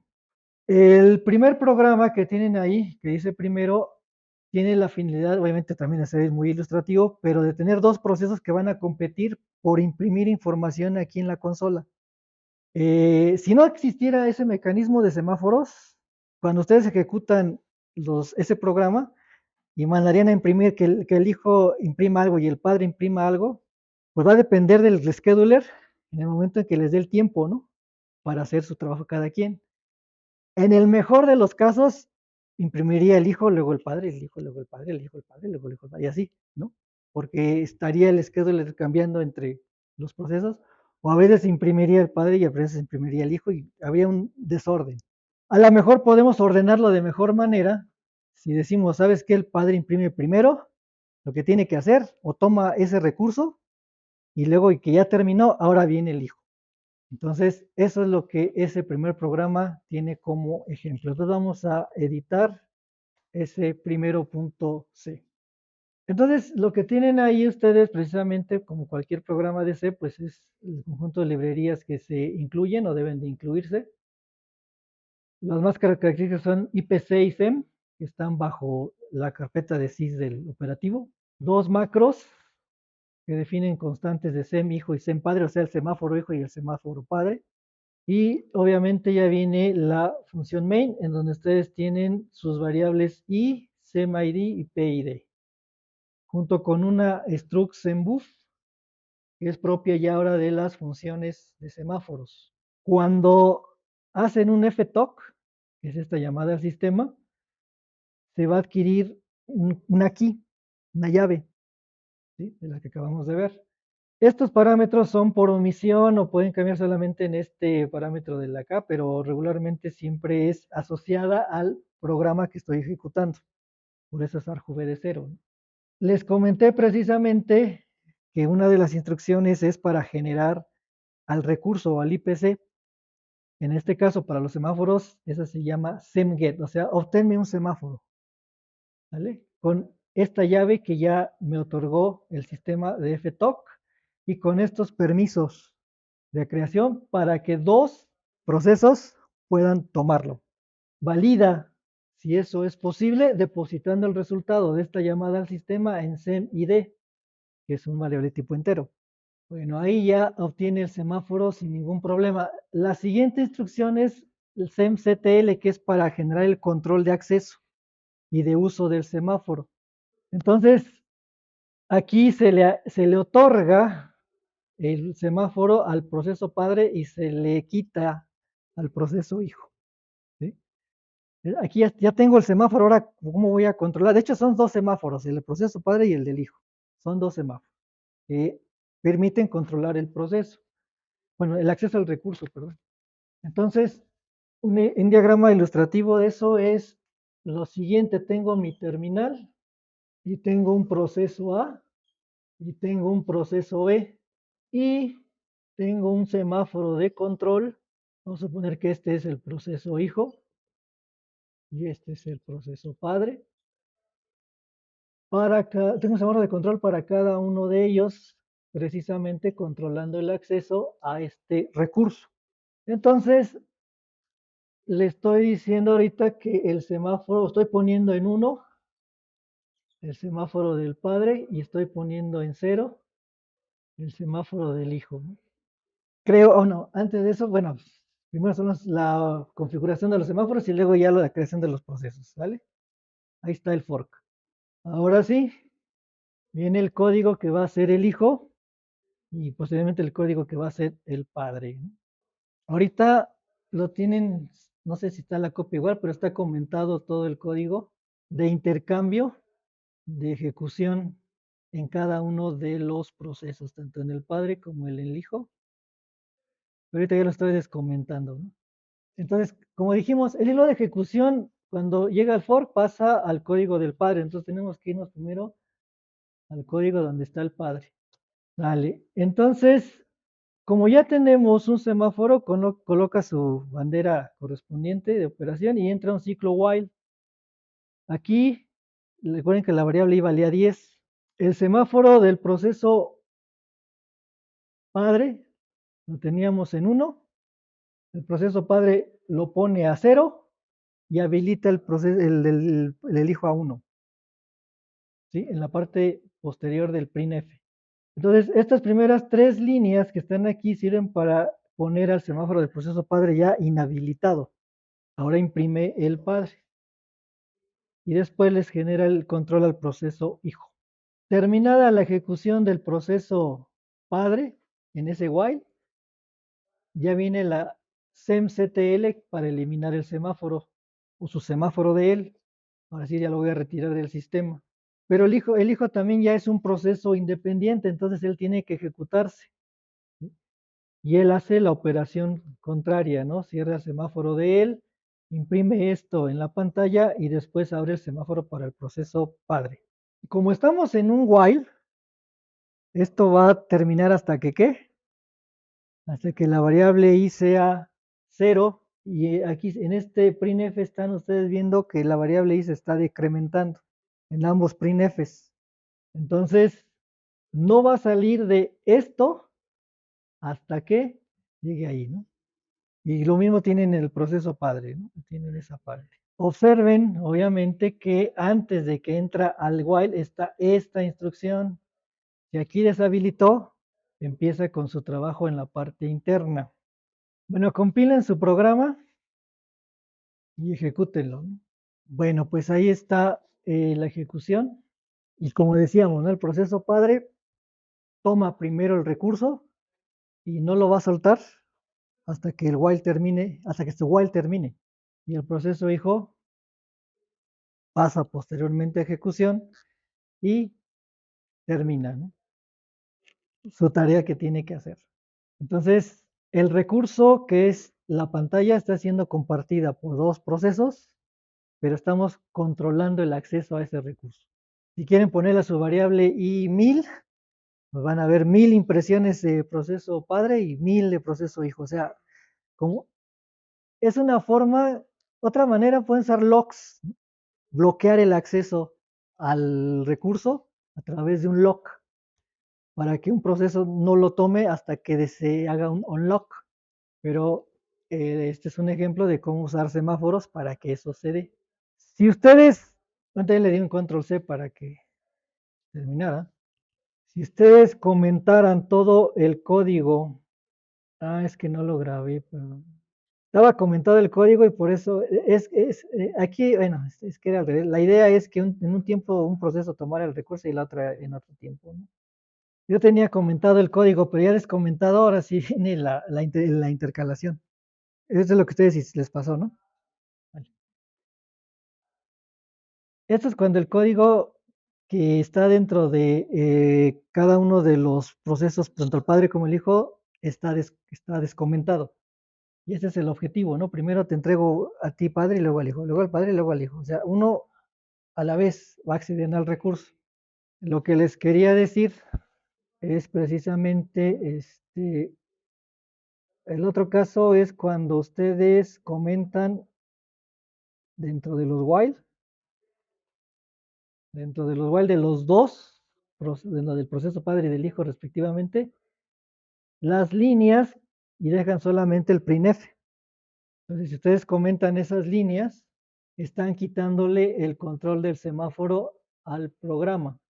Y su ejecución es lo que yo les mostré hace un rato, pero aparentemente lo hace en orden, ¿no? O sea, si lo vuelven a ejecutar, pues sí se ve otra vez así, pero el chiste es que si yo le incremento la variable i, incrementenle la variable i a 100, por ejemplo, y van a notar, o deben de notar, que ya no sigue ese orden, ¿no? Claro, en una ejecución, vamos a ver si lo siguió, no, aquí en mi caso, por ejemplo, aquí ya imprimió aquí el hijo en 100.